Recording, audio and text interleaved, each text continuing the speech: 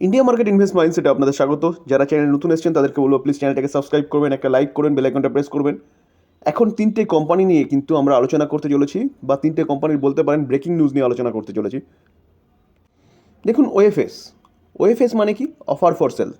আপনারা হয়তো সবাই জানেন, যারা জানেন না তাদের জন্য বলছি যে প্রতি কটা কোম্পানি লিস্টেড হওয়ার পরে কিন্তু একটা সার্টেন টাইমের পরে 75-25 রেশিওতে কিন্তু তাদের আনতে হয়, অর্থাৎ 25% শেয়ার কিন্তু তাদেরকে মার্কেটে ছাড়তে হবে।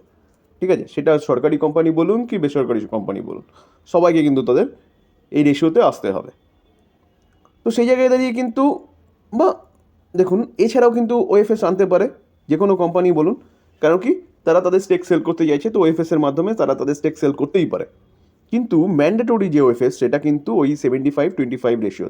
তো এখন কিন্তু তিনটে কোম্পানির সম্বন্ধে ম্যান্ডেটরি যে ওএফএস সেটা কিন্তু একটা নিউজ পাওয়া যাচ্ছে। তো চলুন দেখি নিউজটা কি। খবরটা পিএসইউ কোম্পানিকে নিয়ে কিন্তু পাওয়া যাচ্ছে, ঠিক আছে, যেটা কিন্তু বলছে 31 মার্চের মধ্যে হতে পারে এই ওএফএসটা। ঠিক আছে, তিনটে পিএসইউ কোম্পানি। দেখুন, Indian finance ministry may sell up to 10% stake. কোন কোন company? NLC, Mazagon dock ship builders limited এবং ইন্ডিয়ান রেলওয়ে ফাইন্যান্স কর্পোরেশন অর্থাৎ আইআরএফসি। ঠিক আছে, সেটা কিসের মাধ্যমে করবে? Via offer for sale. ঠিক আছে, ওএফএসের মাধ্যমে করবে। সেটা বলছে বিফোর 31 মার্চ, অর্থাৎ 31 মার্চের মধ্যে কিন্তু 2024-এর আগে কিন্তু এটা হবে। জিনিসটা জানা যাচ্ছে কি, এটা কি অফিসিয়াল খবর? একদম অফিসিয়াল খবর নয়, এটা হচ্ছে কিন্তু রিপোর্টের মাধ্যমে জানা যাচ্ছে, যেটা কিন্তু সিনিয়র অ্যান্ড অফিসিয়াল সেট। ঠিক আছে, যে কোনো খবর কিন্তু রিপোর্টের মাধ্যমেই জানা যায়, তারপরে কিন্তু সেটা ফাইনাল কিনা সেটা কিন্তু ফাইনাল যখন বেরোয় তখন জানা যায়। তো দেখ, এটা কিন্তু নাও হতে পারে বা হতেও পারে, কারণ কি আমরা জানতে পারছি কোথায়? সিনিয়র এক অফিসিয়ালের মাধ্যমে কিন্তু।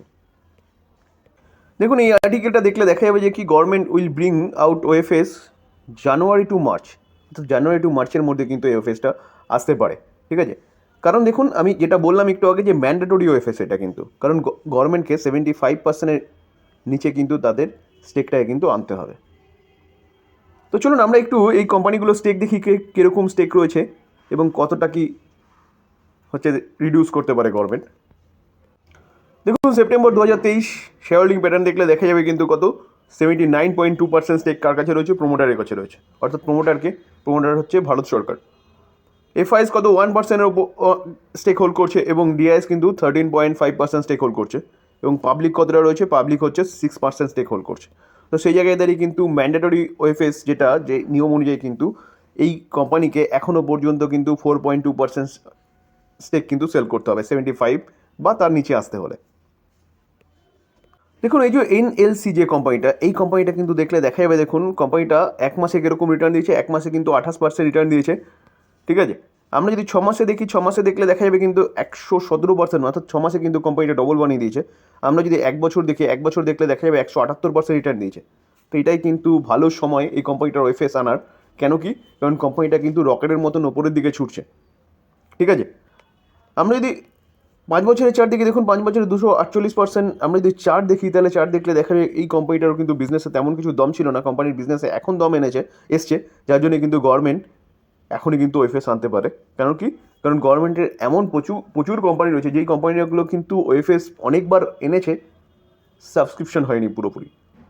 কেন হয়নি? কারণ ওই বিজনেসে দম নেই, তার জন্যই হয়নি। তো সেই জায়গায় দাঁড়িয়ে কিন্তু তার মধ্যে জিআইসি বলুন, এটাও একটা কোম্পানি বলতে পারেন। তো তার জন্যই কিন্তু গভর্নমেন্ট এই ভালো সময় কিন্তু ওএফএস আনতে পারে। আমি বারবার বলছি, রিপোর্টের মাধ্যমে পাওয়া খবর কিন্তু। ঠিক আছে, দেখুন Mazagon dock ship builders limited, এই কোম্পানিটা যদি আমরা দেখি, তাহলে শেয়ার হোল্ডিং প্যাটার্ন দেখলে দেখা যাবে September 2023 latest share holding pattern অনুযায়ী কিন্তু 84.8% স্টেক কার কাছে রয়েছে? প্রোমোটারের কাছে রয়েছে, অর্থাৎ ভারত সরকারের কাছে রয়েছে। এফআইএস 3.7%, ডিআইএস 0.4% এবং পাবলিক কতটা? পাবলিক কিন্তু 11%-এর ওপরে কিন্তু স্টেক হোল্ড করছে। তাহলে এই কোম্পানিটা যদি ওএফএস আনে, তাহলে 75% বা তার নিচে আসতে গেলে কিন্তু কোম্পানিকে অ্যাপ্রক্সিমেট বলতে পারেন 10%-এ কিন্তু স্টেক সেল করতে হবে। ঠিক আছে, কারণ প্রোমোটার 84.8% স্টেক রয়েছে। আমরা যদি Mazagon dock ship builders limited দেখি, দেখলে দেখা যাবে, দেখুন এই কোম্পানিটা কীরকম দিচ্ছে। এই কোম্পানিটা কিন্তু 6 মাসে দিয়েছে কত? 74%। আমরা 1 বছরে দেখলে দেখা যাবে এই কোম্পানিটা কিন্তু 178% হচ্ছে একটা আপসাইড মুভমেন্ট দেখিয়েছে 1 বছরে। আমরা যদি 5 বছরে দেখলে দেখা যাবে কিন্তু 1248% হচ্ছে 5 বছরের কোম্পানিটা কিন্তু আপসাইড মুভমেন্ট দেখিয়েছে। তো এটাই কিন্তু ভালো সময় বলতে পারেন। এই কোম্পানিটা যদি ওএফএস আনে তাহলে কিন্তু মোটামুটি ধরে নিন যে 8 থেকে 10% হচ্ছে ডিসকাউন্টে কিন্তু ওএফএস সাধারণত দেখা যায়। আমরা যদি আইআরএফসির শেয়ার হোল্ডিং প্যাটার্ন দেখি তাহলে সেপ্টেম্বর 2023 প্রোমোটার কত 86.4% স্টেক হোল্ড করছে, এফআইস 1.1% স্টেক হোল্ড করছে, ডিআইএস কত 1.6% স্টেক হোল্ড করছে এবং পাবলিক কতটা, পাবলিক কিন্তু 10.9% স্টেক হোল্ড করছে। তাহলে এই কোম্পানিটা কিন্তু 10%-এর উপরে তাকে ওএফএস আনতে হবে, কারণ 86% স্টেক হোল্ড করছে, অ্যাপ্রক্সিমেট বলা যেতে পারে 11.6% কিন্তু তাদের 11.4% কিন্তু তাদের হচ্ছে ওএফএস আনতে হবে, অর্থাৎ সেল করতে হবে স্টেকটাকে 75 রেশিওতে আনার জন্য, 75:25। তো আমি একটু আগে যেটা বলছিলাম, দেখুন ওএফএস আনা মানে এই নয় যে কোম্পানি বরবাদ হয়ে গেছে। দেখুন আইআরএফসিকে যদি দেখেন তাহলে আইআরএফসিকে দেখলে দেখা যাবে কোম্পানিটা কত 101.90 চলছে। তো আমরা যদি এই কোম্পানিটার 1 মাসে রিটার্ন দেখি, দেখুন 1 মাসে কোম্পানিটা 33% 34%-এর কাছাকাছি রিটার্ন দিয়ে দিয়েছে। 6 মাসে দেখলে দেখা যাবে কোম্পানিটা কিন্তু 200%-এর উপরে 204%-এর উপরে কিন্তু রিটার্ন দিয়ে দিয়েছে। আমরা যদি 1 বছরের চার্ট দেখি, দেখুন 1 বছরের চার্ট দেখলে দেখা যাবে কোম্পানিটা কিন্তু কত 211% রিটার্ন দিয়েছে। ঠিক আছে, 1 বছরে 211%, ভাবতে পারছেন? আমরা যদি 5 বছরের চার্ট দেখি, 5 বছরের চার্ট দেখলে দেখা যাবে 311% রিটার্ন দিয়েছে। তো এটাই কিন্তু ভালো সময়, কারণ কি যে কোম্পানি ভালো আপসাইড মুভমেন্ট দেখাচ্ছে, ভালো প্রাইসে রয়েছে, মার্কেট এখন ভালো ভ্যালুয়েশনে রয়েছে। তো এই জায়গায় যদি ওএফএস আনে তাহলে তেমন একটা কিছু প্রবলেম হবে না কোম্পানির স্টেকে।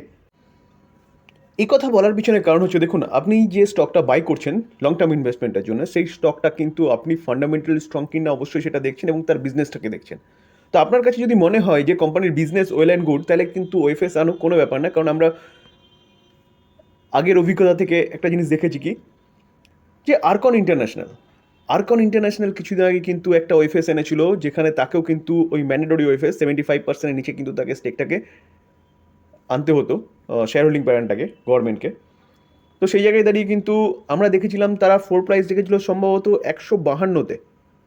তো কোম্পানি কিন্তু 152-তে পৌঁছায়নি, 157 থেকে কোম্পানিটা কিন্তু ওভার সাবস্ক্রিপশন হয়ে গেছে ওএফএস। তো সেই জায়গায় দাঁড়িয়ে কিন্তু ভালো কোম্পানি, ভালো বিজনেস মডেল যদি হয়, তাহলে কিন্তু এরকম জিনিসটা যতই ওএফএস আনুক না কেন, হয়তো সামান্য কিছু নিচে পড়তে পারে, কিন্তু অত ভাবার কিছু নেই, কারণ কোম্পানির বিজনেস ওয়েল অ্যান্ড গুড আছে।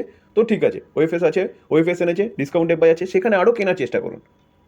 কারণ আমি আরকন ইন্টারন্যাশনালের ক্ষেত্রেও কিন্তু তাই বলেছিলাম। তো ডিসকাউন্টে পাওয়া যাচ্ছে, আরও কেনার চেষ্টা করুন। কেন বলছি? কারণ কোম্পানির বিজনেস ওয়েল অ্যান্ড গুড, অর্থাৎ কোম্পানি এই জায়গা থেকে কিন্তু আরও আপসাইড মুভমেন্ট দেখাবে। তো সেই জায়গায় দাঁড়িয়ে ওএফএস আনছে বলে অতটা চিন্তা করার কিছু নেই। আমরা সিমিলারলি একটা জিনিস দেখেছিলাম কি, এইচএলের ক্ষেত্রে এইচএলে যখন ওএফএস এনেছিল, সেখানে কিন্তু ওএফএস ওভার সাবস্ক্রিপশন হয়ে গেছে, হওয়ার পরে কিন্তু যে ফ্লোর প্রাইস দেখেছিল সেটাও কিন্তু কোম্পানিটা ফ্লোর প্রাইসের কাছাকাছি আসেইনি। কোম্পানির ওএফএস শেষ, কোম্পানি আবার রকেটের মতন ছুটতে শুরু করেছে। আজকে কোম্পানি স্প্লিট দিয়েছে, এইচএল স্প্লিট দেওয়ার পরে কিন্তু কোম্পানি আবার সেই জায়গায় চলে গেছে, মানে অর্থাৎ যেখান থেকে ওএফএস এনেছিল সেখান থেকে কিন্তু কোম্পানি প্রায় ডবলের কাছাকাছি কিন্তু কোম্পানি আবার চলে গেছে। তো বুঝতে পারছেন তো? তো ওএফএস এনেছে মানে যে বিশাল একটা ভয়ের কারণ, এরকম ব্যাপার কিচ্ছু নয়। আপনি শুধু দেখবেন যে আপনি যেই কোম্পানিটা হোল্ড করছেন সেই কোম্পানিটার বিজনেস ঠিকঠাক আছে নাকি, কোম্পানিটার আপসাইড পোটেনশিয়াল আছে নাকি। যদি থাকে ঠিক আছে, ওকে, যা হচ্ছে হতে দিন। তো এই ছিল আজকের আলোচনা। যদি আলোচনাটা ভালো লাগে, যারা চ্যানেল নতুন এসেছেন তাদেরকে বলবো প্লিজ চ্যানেলটাকে সাবস্ক্রাইব করবেন, এই ধরনের ভিডিও পাওয়ার জন্য কিন্তু বেল আইকনটা প্রেস করবেন, এবং বেল আইকনের সঙ্গে সঙ্গে কিন্তু অল বাটনটাও কিন্তু প্রেস করবেন, কারণ নোটিফিকেশনটা আপনার কাছে সঙ্গে সঙ্গে গিয়ে পৌঁছাবে। শেয়ার করবেন, যদি কিছু বলার থাকে তাহলে কমেন্টসে জানাতে পারেন, আর লাইক কিন্তু অবশ্যই একটা করবেন। দেখুন আপনার লাইক কিন্তু আমি বুঝতে পারি যে আমার কন্টেন্টগুলো বা আমার এফোর্টটা আপনাদের কাজে লাগছে কিনা। থ্যাংক ইউ, ভালো থাকবেন।